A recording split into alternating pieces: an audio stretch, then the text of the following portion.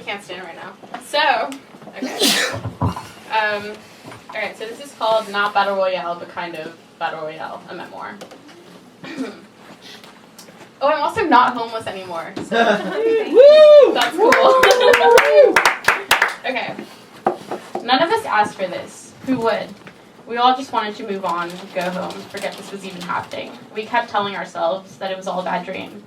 Weak, hungry, sweaty, exhausted. One by one, I watched them dwindle. 41 turned to 30, turned to 15, and now there were just 5. Though we figured that in the end, we'd all suffer the same fate. A bead of sweat ran down my temple. I darted to safety, but was cut short. I made the wrong move. I was fucked. My knees trembled. I made myself as small as I could in the corner. My heart was jumping, and at any moment, it would leap out of my throat. He walked towards it. The weapon was laying on the floor, hidden in plain view. It beckoned him to come closer. We made eye contact, and I wished so desperately that I could disappear. He picked it up, aimed it right at me, and I couldn't move. I wanted to dodge, duck, dip, dive, dodge, but it was no use. It hit me in the stomach. I hated dodgeball. In middle school, I stood a whopping 4'5" tall, I know. The closest I got to being athletic was being in love with Sporty Spice. I was the girl who faked her period just to avoid running the warm-up lap around the basketball court. Mr. Swen, I'd whimper, there's just so much blood. Noticeably disgusted, he'd tell me to take a seat, and I'd walk away giggling. The benches were clad in bird shit, but I didn't care. I'd recline and watch the boys take a lap, meanwhile taking mental notes along the lines of, basketball shorts are cool and revealing. Mr. Swen has a huge bulge. And what does a penis look like? But Mr. Swen began to catch on. He informed me one afternoon that young ladies like me couldn't have their period every other day for a whole month. I shrugged and asked if he wanted proof. He made me do laps for the rest of the period, but I sat behind the dugout and tore up grass. Every 2 weeks we were assigned a new activity. Unfortunately, I expended my period excuse to the point where I probably should have bled out by then. And thus, I was trapped in the tween world of sweaty, stinky boys with testosterone imbalances, girls who pretended to be really sporty to impress the boys, and girls who only liked PE because it meant they could wear shorts that were 2 sizes too small. As I previously stated, I was not sporty, and tweezing off my leg hair sounded more enjoyable than smelling salty BO.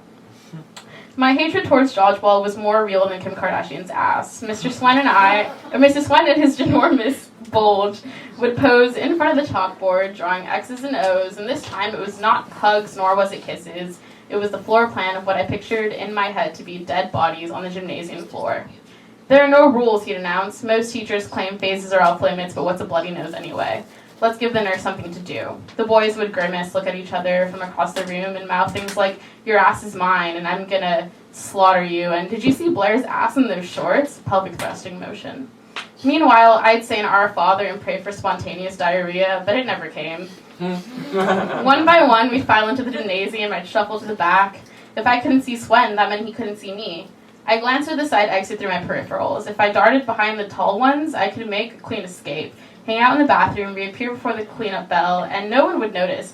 After all, who wants a midget on their dodgeball team? Surely I was about the same size as Captain America's shield, sans the patriotism and indestructibility. But the force was not with me, time was not on my side. I was Lionel Richie, and it was me Mr. Swen was looking for.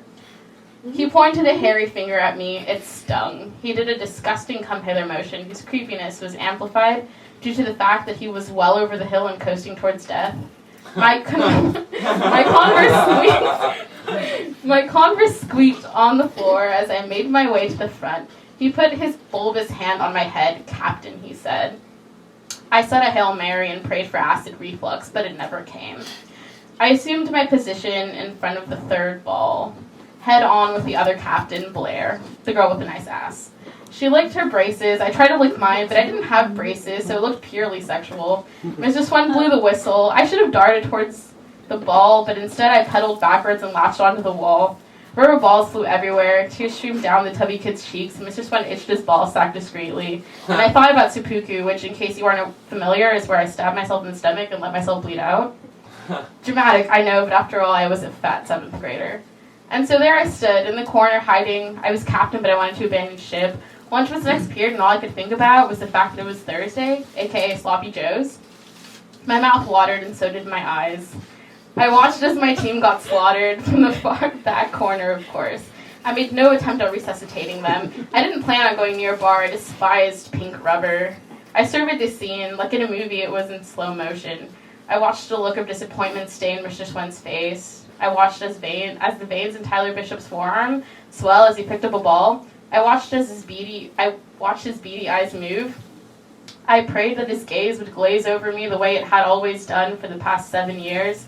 But today, of all days, in the smelly gymnasium surrounded by prepubescent plebes, Tyler Bishop decided to look at me. Though not exactly in the setting I'd always pictured, in my tween brain, I dreamt of a dreamy scene with flowers, those dollar store candles with the saints on them, sweaty palms, and Sarah McLachlan. But in reality, I was faced with a rubber ball flying straight at me. I made a run for it, but was gut shot. I fell to the ground, probably peed a little, definitely wept. No, it wasn't so bad. Defeat carried the sweet scent of sloppy joes, which were never quite salty enough. At least my tears were useful. The cleanup bell rang. I picked myself up off the floor, leaving behind my last shred of self-respect. In the locker room, the girls went off about boys, Friday's football game, and how itchy boobs meant that surely they were growing. I dressed quickly, waited in line for my sloppy joe, and cracked open my book and found the spot where I'd left off. Happy Hunger Games, it read, and may the odds be ever in your favor.